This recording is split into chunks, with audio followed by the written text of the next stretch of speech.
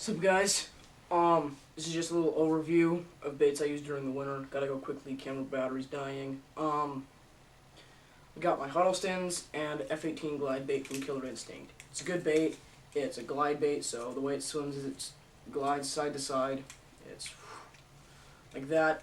8 inches, so compared to the 8-inch Hud, it's the 8-inch Huddleston. It's about the same size. The tail makes it a little longer. It's a good bait. It's 8 inches, like I said, soft plastic tail, replaceable if they get chewed off or torn off or whatever.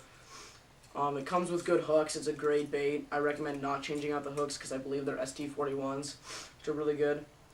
It's got a good thick line tie, which I always like, and really realistic shiny eyes. And this thing is great for night fishing as well because it's a big bait and it's got that really wide, big swimming action. So it's got a really good presence there at night. Bass can hear those vibrations. I don't know if you can hear the clacking of the joints. That's pretty good too at night. Good bait. I believe they're like 40 to 50 bucks on Killer Instinct Swimbaits site, which I'm not sure of the name exactly. But just look up Killer Instinct Swimbaits on Google and you'll find it. It's a good bait. Next up is the 8-inch Hud. Again, like it in the name, it's 8 inches. I have it rigged Butch Brown style. Just look up. I don't have a video up, but there's other videos on YouTube where they use wire instead of me using like my braid. 8 inches. This is the trout color. It's a fat bait, which I like. It seems like bass wouldn't be able to get up to this hook. People think they T-bone this bait, the bass do, but they don't.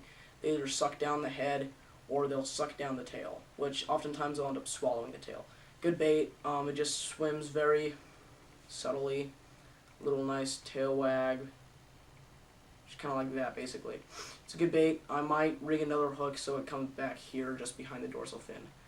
I need braid, more braid, another hook. It also has an anchor down here for a hook, which I don't use because it will just get, it's like a weed attractant, basically. It's a good bait, though. Again, this is the trout pattern. I like it. I haven't had any fish on it, but it's produced many short bites for me and many bites. In general, 6-inch Huddleston. I literally just got this one today through the mail through Tackle Warehouse. It's a very good. This is the baby bass color. It's a very versatile color because if you fish this in salt water, it looks like a sardine and anchovy. Fishes in fresh water, of course, it looks like a baby bass. And then this is the traditional trout color for Huddlestons, but there's a holdover trout color, which is like a baby trout for 6-inch Huddlestons. And it looks like this, except it has, of course, the green on the top and then the pink in the middle, and then has the white on the bottom. So this also can imitate a trout as well as bass. This one doesn't move the head as much. It just mainly, the tail just kicks, so it'll swim in the water like this. It's a good bait. I like it. I haven't fished this one. I just got it today, so it's a good bait though. I have had 6-inch Huddlestons in the past. This is a 68, which is the 6-inch Huddleston, as you can see in a size comparison here. Look at this here, size comparison. Give me a second, guys. There we go, it's better. Like that. It's a little longer because it has the 8-inch tail on a 6-inch Huddleston. And what that does is it gives it more movement in the water. So instead of just the little 6-inch tail wag, it moves the head as well. So it swims through the water like this, basically. It's a good bait. It's got that single hook. It's pretty chewed up from bass hitting it and me getting caught in doolies and whatnot.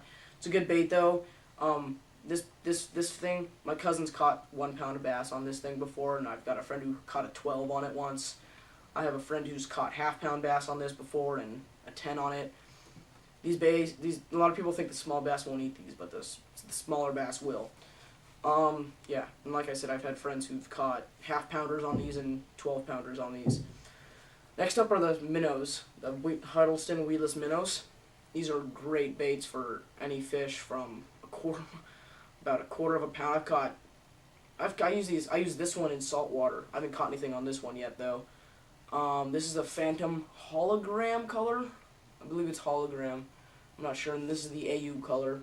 As you can see, it's see-through, but it imitates a shad, a silverfish, anything you want fish. The AU is also a really good imitator of any fish, a shad, a little bass, baby bass. Great spawn fishing as well because they have, I don't know if you can see it, but the weight in this clear plastic one, in this clear one, it literally will just sit on the bottom like this. Just sit on the bottom right there, and it's good for bed fishing because you can kind of like bring it up and it'll sink down like that and then slowly float down. Good baits. Yeah, you can catch bass anywhere from under half a pound to. I had a friend who caught a 7 on these before, but great baits. These are the baits I use during winter. But the one thing I don't like about these baits is that they are not very durable. They last about 2 or 3 fish, and then they start tearing up. And that's why I bought this huge thing of Mend It. It's generic soft bait glue. Any soft bait glue will work, but I bought the big stuff, the big container, because I use it a lot because my baits get torn up. That's all I have. These are the baits I use for winter, the winter months and the fall months. Yeah, that's about all I have for right now. I will show you guys a video on how to modify a Huddleston with gills and fins that stick out. Thank you guys for watching. Like, comment, and subscribe, and I'll see you all later. Thank you.